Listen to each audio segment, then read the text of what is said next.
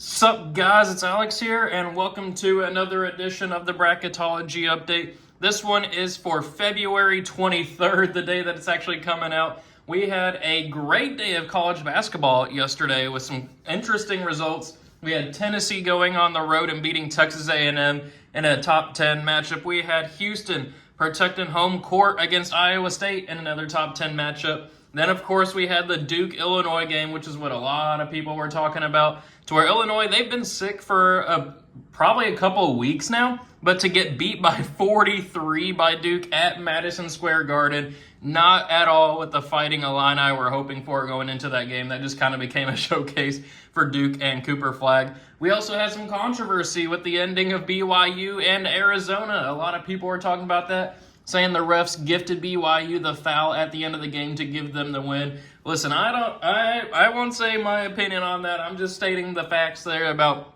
what the people are saying and the end result, which was BYU getting a strong road win at Arizona. So we'll kind of see how things shake out. Also had Kansas getting a strong kind of comeback win at home. It was against Oklahoma State, so nothing like too crazy there, but it was good to see Kansas finally look like Kansas again. Then, of course, we had Alabama protect home court against Kentucky. And we also had Arkansas beat Missouri. Missouri just beat Alabama earlier in the week, and now Arkansas beat them. That's just been the craziness of the SEC this year. But we've had great basketball over the weekend. We are less than 1 month away from Selection Sunday. And taking a look here at the bracket watch, obviously top overall seed is Auburn. They survived a scare against Georgia. I mean, heck, Florida went on the road to LSU and survived a scare too. LSU was up by like 6 at halftime, something like that. First team out is currently Oklahoma. They got a good home win. They'll probably be in the last four in come Tuesday's Bracketology. They got a strong home win against Mississippi State to put an end to a losing streak. And then the last team in was Wake Forest, but they lost as well. Can't remember off the top of my head who they lost to, but it was not a good loss. I want to say it was like Boston College. Maybe that's wrong. But Wake Forest did not get a good win over the weekend. They'll probably be on that first four out list. But then taking a look here at the bubble, last four byes are Texas, who also got a bad loss at South Carolina. Not what the Longhorns need at this point. West Virginia also lost, but that was a game that they were expected to lose. Then San Diego State and Nebraska hanging there in the last four byes.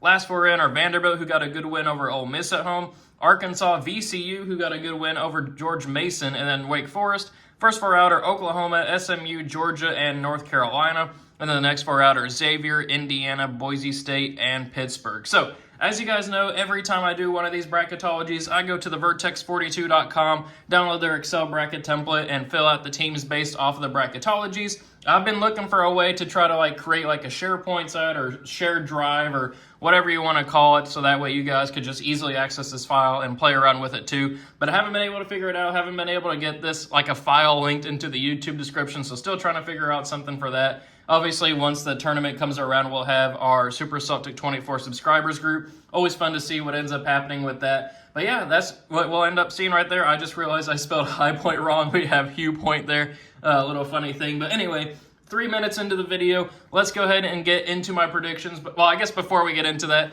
I was reading the comments from the last bracketology we did where I had Ole Miss upsetting Wisconsin. We had a lot of people who were upset in that video. I think I had Ole Miss beating Iowa State and then also beating Wisconsin. I had a lot of people saying that was trash for Ole Miss. A lot of people saying Wisconsin, I'm underrating them. I mean, heck, they just lost at home to Oregon, so, I mean, there's that case there. But maybe I was also overrating Ole Miss. We'll see what happens. Of course, whenever I put in chaos like that, people are saying that my bracketologies are too chalk. But then when I mix in some upsets like that, it's like, oh, nope, not that upset. So we'll see what happens with it. But anyway, let's go ahead and get into our predictions here. Auburn versus Omaha or Southeast Missouri. Obviously, we're going to go with Auburn there. Gonzaga and New Mexico. Gonzaga lost at home against St. Mary's. They have 8 losses on the year now. Obviously, they haven't been the Gonzaga of usual lately. Give me New Mexico pulling off the slight 9/8 upset. But then give me McNeese pulling off the 12/5 upset over Marquette. Marquette did not look good yesterday, losing to Villanova. McNeese, one of those sleeper teams that a lot of people have been paying attention to. I thought they would have made a run in last year's tournament, but maybe this is the year. Give me McNeese pulling off the 12/5 upset. Then we'll have Michigan State beating Hugh Point. Obviously, it's supposed to be High Point. Arkansas and VCU, that would be a fun first 4 game there. Then to get paired up with Louisville, that could be a tough matchup for Louisville, but give me the Cardinals to advance on there over VCU and Arkansas. Then we'll have Kentucky moving on past Chattanooga. Give me Nebraska beating Memphis there.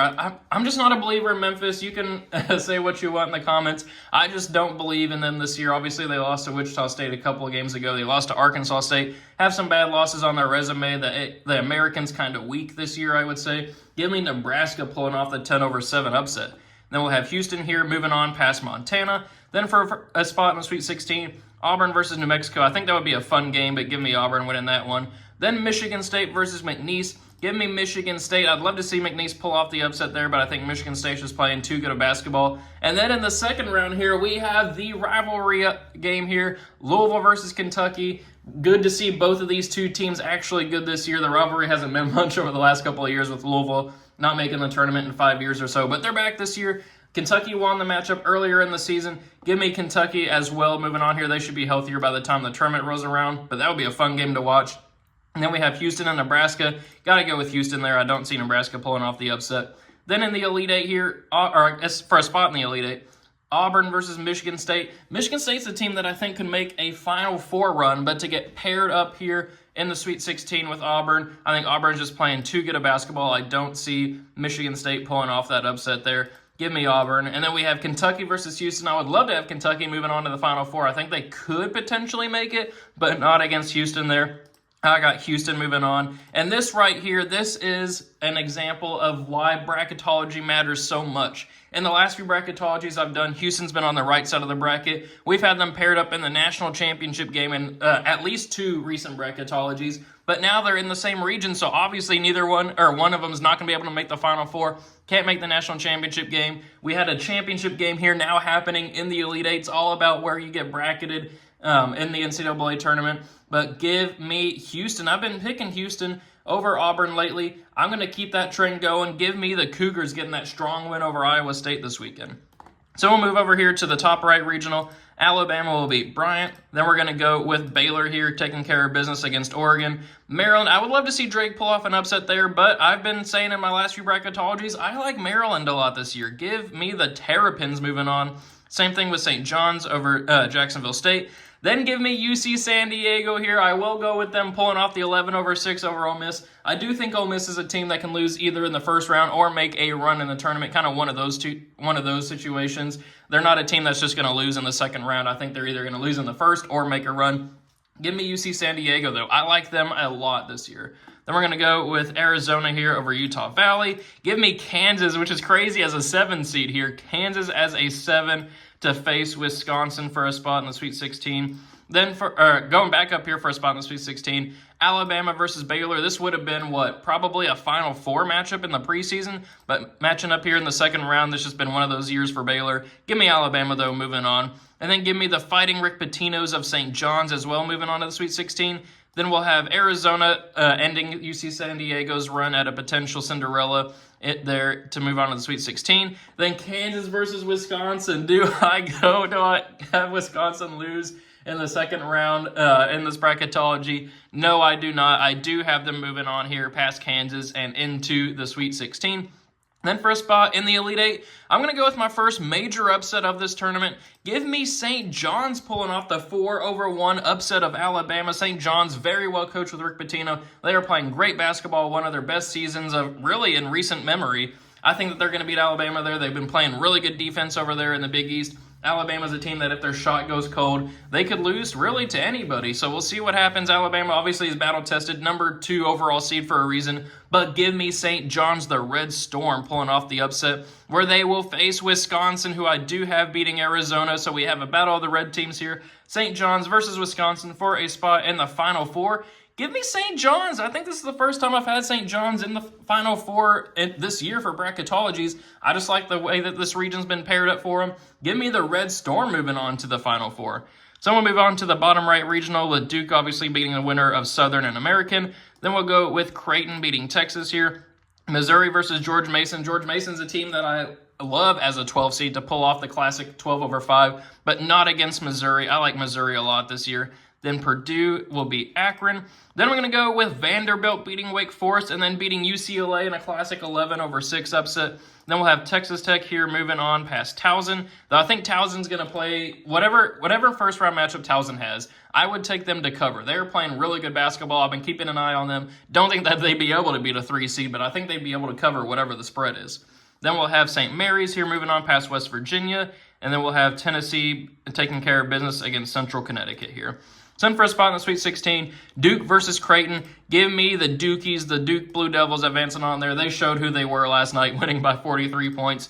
And then we'll go with Missouri pulling off the 5/4. I know Missouri did just lose to Arkansas over the weekend, but they did beat Alabama back earlier in the week. And overall, their body of work this year, I mean, they've beaten Florida. They've had really good results this year. Give me Missouri moving on to the Sweet 16, which is crazy last year. I don't think they won a single SEC game last year. They were like 8-24 or something like that.